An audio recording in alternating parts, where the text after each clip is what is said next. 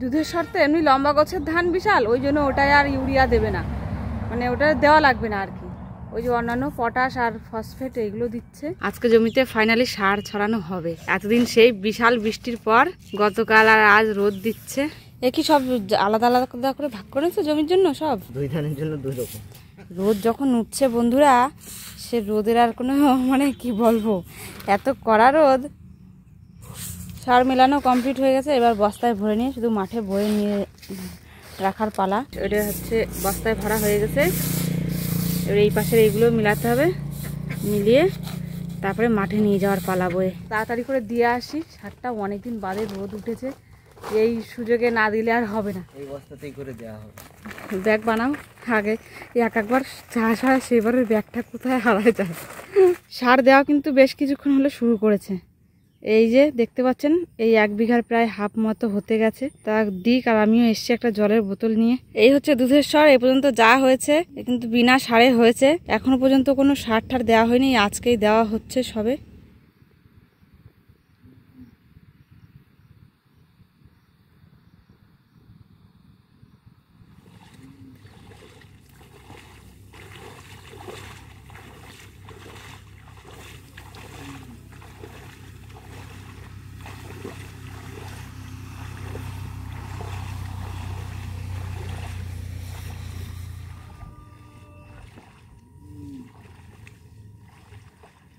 ও শরীরটাও ভালো না বন্ধুরা, 2 দিন ধরে একটু জ্বর। এবার সার না ছড়ালেও হবে না, এমন এক পরিস্থিতি হয়েছে। তা বললো আজ বিরাট কষ্ট হচ্ছে, জল না, জল খাও। আর বাদ বাকি যা আছে সব একবারে ঢেলে নাও। ওই মাথাতে এই মাথায় চলে এসছি নিয়ে, আর যেটুকু আছে বস্তা একবারে ঢেলে নিয়ে। পড়ে যাচ্ছে নাকি? ব্যাস। আর এই মাথায় দুধের স্বর অল্প একটু জায়গা বাকি আছে, এইটুকু দিলে হয়ে যাবে। আকাশটা কি সুন্দর, অপূর্ব সুন্দর লাগছে না?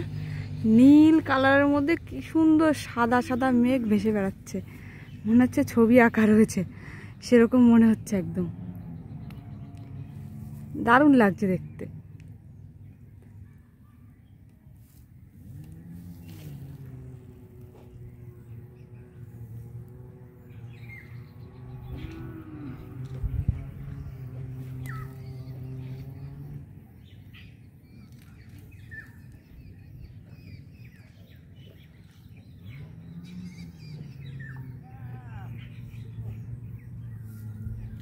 আর আমরা কিন্তু আছি বন্ধুরা একদম আমাদের স্কুলের পাশে। এই যে স্কুলের পাশে এই যে গাছগুলো দেখতে পাচ্ছেন, এই যে পাঁচিল দেখা যাচ্ছে একটা, এই হচ্ছে স্কুলের পাঁচিল কিন্তু। আর ওইগুলো হচ্ছে ওই যে পাশে ঘরও দেখা যাচ্ছে। তবে এগুলো স্কুলের ক্লাসরুম না, এগুলো হচ্ছে হোস্টেলের ভেতরটা। এই পাশটা হোস্টেল, তারপরে ওপাশে গিয়ে স্কুল।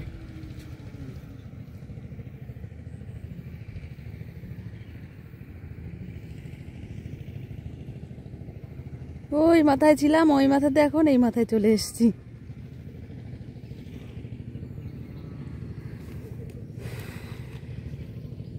কি করছে জিদুরে গর্ত নাকি? প্রায় ওই খণ্ডে সার দেওয়া হয়ে গেছে, আর অল্প একটুখানি জায়গা বাকি আছে, হয়ে গেলেই হয়।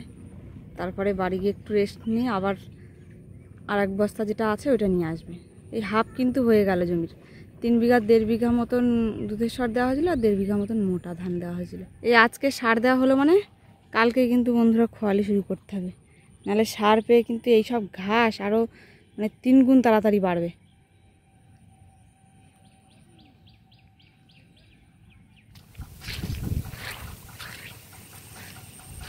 সার ছড়ানো কমপ্লিট হয়েছে, 4-5 দিন হয়ে গেছে, মাঝখানে 2 দিন কাজও হয়েছে ঘাস বাছার। আজকে ফাইনাল কাজ কমপ্লিট হবে, মানে ঘাস বাছার কাজ কমপ্লিট হবে ফাইনালি সব কটা জমিরই। এইটা বাছা হয়নি, এটা ধান প্রচণ্ড পরিমাণে লম্বা হয়ে গেছে, এর ভিতরে এখন আর ঘাস বাছা যাবে না। আর সামনের ওই মাথার জমিটায় বাছলে হয়ে যাবে। আজকে সমস্ত ঘাসই পরিষ্কার হয়ে গেছে, দেখুন একদম একটাও ঘাস নেই এখন। আর ভিতরে আছে দুই একটা যেগুলো থেকে যায়, ও সব পরিষ্কার হয় না ক্লিনভাবে। একজন কাজ করছে, একটা দাদু, আমিও যাব দাদুর সঙ্গে করব খানিক সময়, করলে দুজনে মিলে করলে তাহলে আজকে কমপ্লিট হয়ে যাবে। জমির কিরম অবস্থা, ঘাস উঠতেছে ঠিকঠাক? পাতলা আছে ওই মাথার দিক একটু, না এই মাথার দিকটা একটু ঘন, বেশি ঘাস হয়ে গেছে। এ পর্যন্ত হয়ে গেছে, এ পাশের এইটুকুনি আর এ পাশের এইটুকুনি বাকি।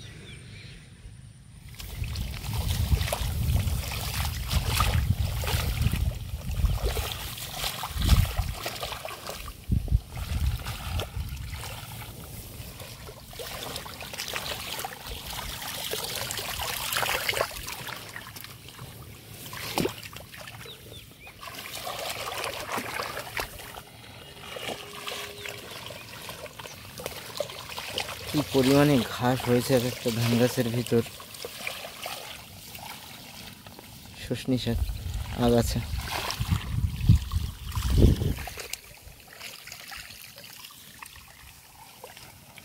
এই তুলে তুলে এরকম মাটির ভিতর পাড়িয়ে ঢুকিয়ে দিতে হবে।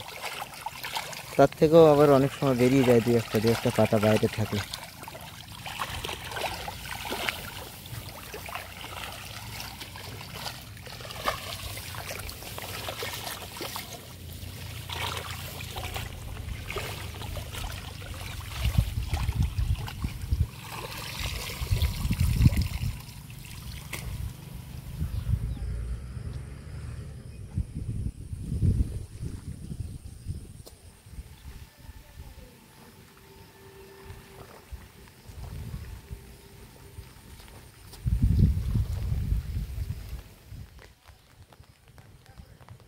তো এই যে মাঝখানের জমিটা না বন্ধুরা, এই জমিতে সব থেকে বেশি পরিমাণ ঘাস ছিল। মানে কি বলবো, এই জমিটাতে আমাদের 7জন লোক নিতে হয়েছে, তারপরেও আবার ও বেঁচেছে। এত পরিমাণ ঘাস ছিল, বুঝতে পারিনি প্রথম দিকটায়, ওই জন্য একটু সমস্যা হয়ে গেছিলো। চারিদিক সবুজ, কত সুন্দর। আর সব থেকে ভালো লাগে যখন ধানের উপর দিয়ে হাওয়া বয়ে যায় তখন। এইগুলো তো খাটো, অত ভালো বোঝা যাচ্ছে না, কিন্তু ওই পাশে দুধের স্বর বন্ধুরা অনেক লম্বা হয়ে গেছে। ওই দুধের স্বরের উপর দিয়ে যখন হাওয়া বয়ে যাচ্ছে না, খুব সুন্দর লাগছে দেখতে। আলের উপর দেখুন পুরো আগা মাথা ঘাস আর শুশনি শাক দিয়ে এই যে ভরা, এই বেছে বেছে জমি দিয়ে তুলে রেখেছে। আর এই যে হচ্ছে বাছা জমি, এই যে বাছা হয়ে গেছে এখানে। আর এই পাশে দেখুন এই যে হচ্ছে আবর্জনা যুক্ত, মানে ঘাস যুক্ত। এই বাছার পরে তাও না মনে হচ্ছে যে আছে দুটো মাঠে ধান। এটুকু হলে কি হয়ে যায়? আর এই তারপরে আর এইগুলোর মধ্যে একটু একটু যদি দাও তা দাও। দেখেছেন বন্ধুরা, একটু একটু মানে 1 বিঘের জায়গা বাচ্ছে, আর এক মুঠো করে হচ্ছে, আর পা দিয়ে পুঁততে হচ্ছে। যেগুলো আলের কানায় সেগুলো তো আলের উপর চালে মারছে, আর যেগুলো আলের কানায় না সে তো পুঁততেই হবে ভিতরে। ওই দেখুন ওইটুকু জায়গা বাঁচলো, এবার পুঁতবে।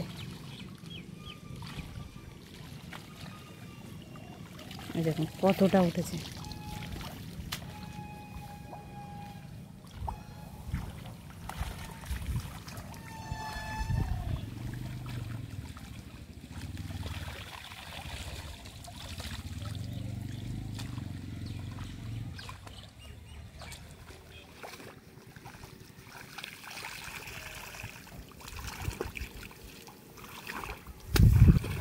আমাদের নিচু জমিটা রাস্তার পাশে, ওইটা একটু কিন্তু ঘাস কম আছে, এত নেই। এইখানে দুধের সরে যেরকম ঘাস এত নেই ওইখানে। হ্যাঁ শাপলা আছে, নাল কটা কটা শাপলা আছে। ওই নেমে নেমে ওই যে দেখে দেখে ওইখান থেকে বেছে দিতে হবে। হ্যাঁ হ্যাঁ, তখন দেখে দেখে বেছে তুলতে হবে। তো ওইখানে দেখুন একটা খাল আছে, ওর পাশে ওরা যেখানে দাঁড়িয়ে আছে ওর পাশে একটা খাল আছে, আর এই খালের পাশ দিয়ে একটা চওড়া একটু আলমতো আছে। ওইখানে ভীষণ ঘাস, বলছে ওইটা যদি পরিষ্কার না করো তা হবেই না। তো নেমেছে। আর এই পাশে দেখুন আমি যে আলের উপর দাঁড়িয়ে আছি, এই দেখুন এই সাইড থেকে এই লম্বা করে আমি ওই পর্যন্ত একটু পরিষ্কার করেছি, এই আলের উপর বসে বসে ওই পর্যন্ত। তো এখন ভাবছি নেমেই যাই, দাঁড়িয়ে থেকে আর লাভ নেই, নেমে যতটুকু আমি করতে পারি। কারণ এইখানেও প্রচুর ঘাস। এই দেখুন শুধু যে এই যে কি যেন শাক বলে এগুলোকে, শুশনি শাক, এই না, এর মধ্যে ছোটো ছোটো শাপলাও হয়েছে। দাঁড়িয়ে থেকে লাভ নেই, আমিও বাঁচতে শুরু করি। মোটামুটি এই দিক থেকে সব কমপ্লিট হয়ে গেছে, এই মাঝখানের একটুখানি চত্বর বাকি আছে।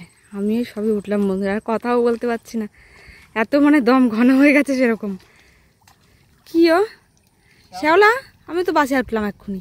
ওই শ্যাওলা বেশি এই জায়গায়, শ্যাওলার জন্য এরকম বাজে দেখাচ্ছে। এই দেখুন বন্ধুরা ঘাস বেচছে, আমার হাতের শাখার কি অবস্থা, পুরো লাল হয়ে গেছে। এরকম যারা হ্যাঁ হ্যাঁ, লেবু দিয়ে ঠিয়ে পরিষ্কার করলে ঠিক হয়ে যাবে। এ তো আমি তো মনে হয় এই 1 ঘন্টা মনে হয় করলাম, 1 ঘন্টা বা 1.5 ঘন্টা, তাই এই হয়েছে। আর যারা সারা বছর এরকম খলির মানে সারা বছর এই সিজনে খলির কাজ করে তাদের হাতের শাখাগুলো পুরো লাল হয়ে যায়। এই পাশটা আরও বেশি লাল হয়েছে ওই পাশের তুলনায়। আমি একেবারে বাড়ি গিয়ে হাত পা ধুচ্ছি, চলো আমি হাঁটা শুরু করলাম। হ্যাঁ, আমার তো মাঠের আলতে যেতে সময় লাগে।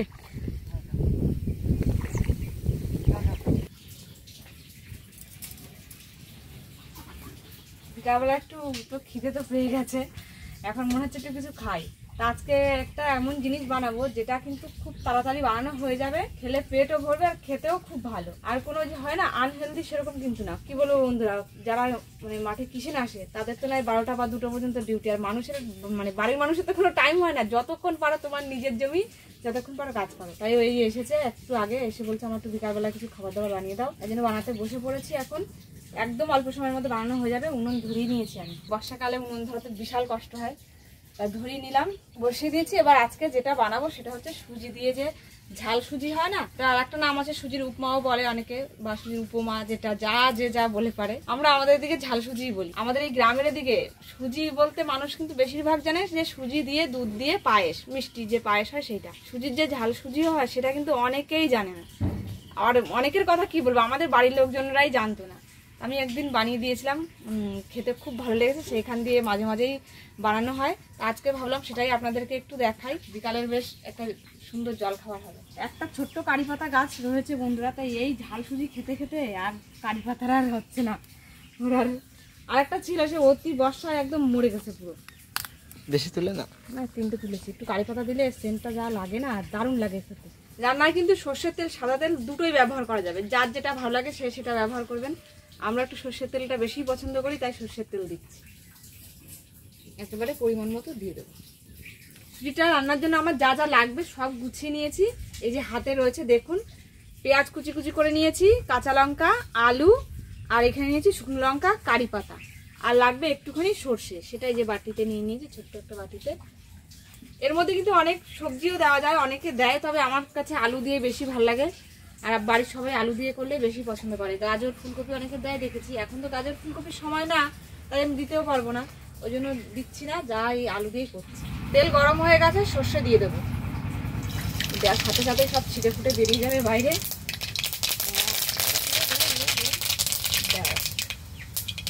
শুকনো লঙ্কা দিলাম, এইবারে দেবো কারি পাতা,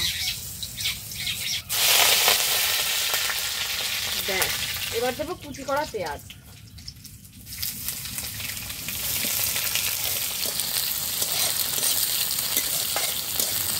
পেঁয়াজের মধ্যে অল্প একটু লবণ দিয়ে দেবো, তাহলে তাড়াতাড়ি সেদ্ধ হয়ে যাবে পেঁয়াজটা।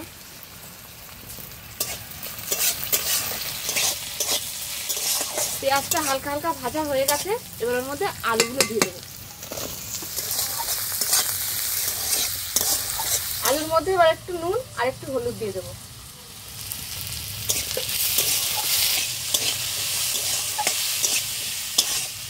হালকা করে একটু ঢেকে দিয়েছি, তাহলে তাড়াতাড়ি সেদ্ধ হয়ে যাবে। ভারী করে ঢাকতে পারতে একটু, তাহলে একটু এর উপরে নোড়া চাপা দিতে হবে ভাপে ই করার জন্য। আর কাঁচা লঙ্কাগুলো কিন্তু এখন দিইনি আমি, কারণ কাঁচা লঙ্কা এখন দিলে পুরোটাই ঝাল ছড়িয়ে যাবে। ওই আছে একজন ক্ষুদে সদস্য, সে তো খেতে পারবে না, তাই জন্য যখন হয়ে যাবে তখন দেবো। তাহলে জাল লাগবে সে তখন সেই হ্যাঁ না চামচে তুলে তুলে খাবে। আলুটা একটু বড় বড় কাটা হয়ে গেছে আমার আজকে। সব কিছু ভালো করে এই যে ভাজা ভাজা হয়ে গেছে, এবার সুজি দিয়ে দেবো। ওইভাবেই ডাইরেক্ট সুজি দিয়ে দেবা?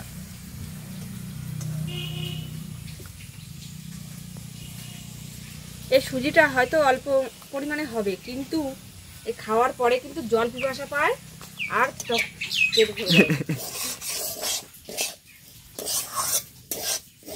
এমন বন্ধুরা, এত বিকালে বলে না যে হালকা খাবার, এটা ভাতের মতন তো খায় না, এরা ভাতের মতন খায়। আর একটুখানি দিয়ে দিই, সবার মান থাকলো, তোমারও থাকলো, আমারও থাকলো।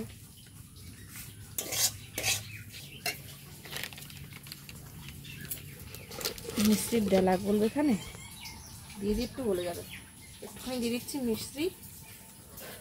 চিনি নেই ঘরে, চিনি নেই ঘরে। তাই মিষ্টি দিয়ে কাজ চালাতে হবে। একটু দিলে ভাল লাগে খেতে। বেশি দিন না বেশি দিচ্ছি না, ওই সামান্য দিয়েছি। আলুর সাথে সুজিও খুব ভালো করে ভেজে নিয়েছি। এবারে কুচিয়ে রাখা লঙ্কাগুলো দিয়ে দেবো।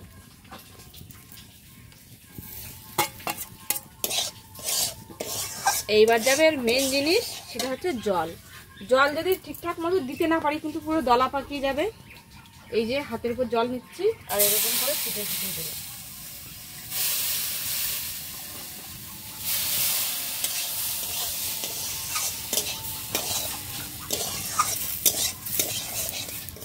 জল দিতে হবে আর নাড়তে হবে, তাহলে আর ওই যে পুরো একটা হয় না আলু সিদ্ধ চাকা যেমন তেমন আর হবে না, ঝুরঝুরে থাকবে।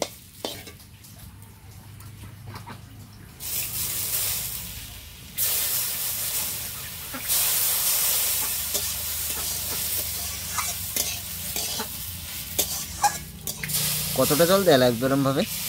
এরকম ভাবে যতক্ষণ দেখবা সুজির ওই যে দানা দানাগুলো দেখা যাচ্ছে একটু হয় না সাদা সাদা মতো, এই জলেই সিদ্ধ হবে তাই তো? আস্তে হ্যাঁ এই আস্তে জলে সিদ্ধ হবে, আর ভাজাও হবে। একেবারে জলটা ঢেলে দিলে পুরো ডালা পাকিয়ে যাবে। ডালা হয়ে যাবে।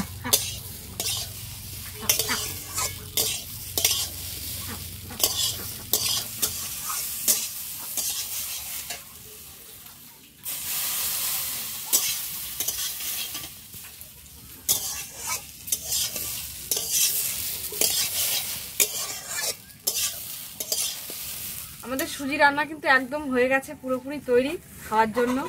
এর মধ্যে কিন্তু বন্ধুরা চাইলে আরো অনেক জিনিস দেওয়া যায়, বাদাম দেওয়া যায়, মানে চিনে বাদাম দেওয়া যায়, কাজু বাদাম দেওয়া যায়, কিশমিশ দেওয়া যায়। তা আমি আজকে সব সমস্ত কিছু ছাড়া করলাম, একদম হয় না অল্প খরচায় ঘরে যা থাকে সেরকম দিয়ে, ঘরে মাঝে মাঝে যখন থাকে তখন দিই, আজকে নেই তাই দিইনি। এরকমও খেতে কিন্তু খুব ভালো লাগে, যে বাদাম দিতেই হবে তেমন না। এই যে কারি পাতা দিয়েছি, সর্ষে দিয়েছি, এটা দিতে হবে। কারি পাতা না দিলে যে সেন্ট নেন সেটা কিন্তু পাওয়া যাবে না।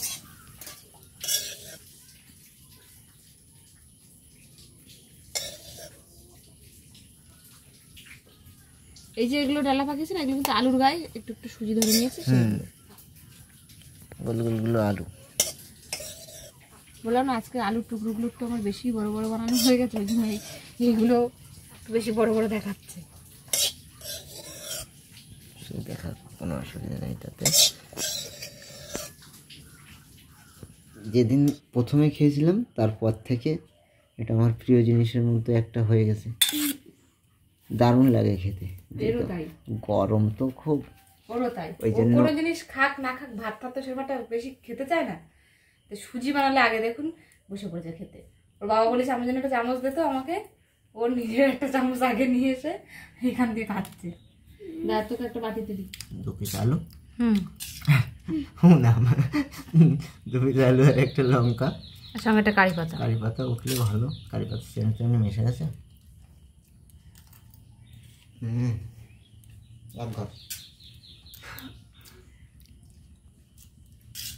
তুই কি করিস? আর ও দেখুন সেই থালা নিয়েই বসেছে। বললাম এতবার যে অন্য থালায় দিই, তা হবে না। লঙ্কা দিয়ে খা একটু, খা লঙ্কা দিয়ে। লঙ্কা দিয়ে খা, দেখিস কেন ভালো লাগবে। তাহলে ওই দেখো এবার বাবার থালা ট্রান্সফার করছে, লঙ্কা দিয়েছে। ও আমার মেয়েও এটা খুব ভালো খায়। নিরামিষ খাবার এটাই আমার সবথেকে বেশি ভালো লাগে। নিরামিষ খাবার? নিরামিষ কোথায়, মধ্যে পেঁয়াজ রয়েছে না? আমি পেঁয়াজ কি ইসের মধ্যে পড়ে? ধরে তো অনেকে পেঁয়াজ। পেঁয়াজ তো ধরতে গেলে উদ্ভিদ, হ্যাঁ মানে গাছের খাবার। একদম নুন টুন ঝাল সব পারফেক্ট হয়েছে। কিন্তু আবার নুন একটু বেশি হয়ে গেলে 19-20 হলে আর খাওয়া যাবে না, এমন নুন লাগবে যে অন্য একটু ভাত তরকারিতে, যেরকম তরকারিতে নুন বেশি হলে কি আমরা একটু ভাত নিয়ে মেখে খাই, তা হবে না। ওরকম একদম পরিমাণ মতো নুন দিতে হবে। কি মুখে জল নিয়ে কিছুক্ষণ রেখে দে, হাঁপা আমি দিচ্ছি। মুখে জল নিয়ে বসে থাক চুপ করে।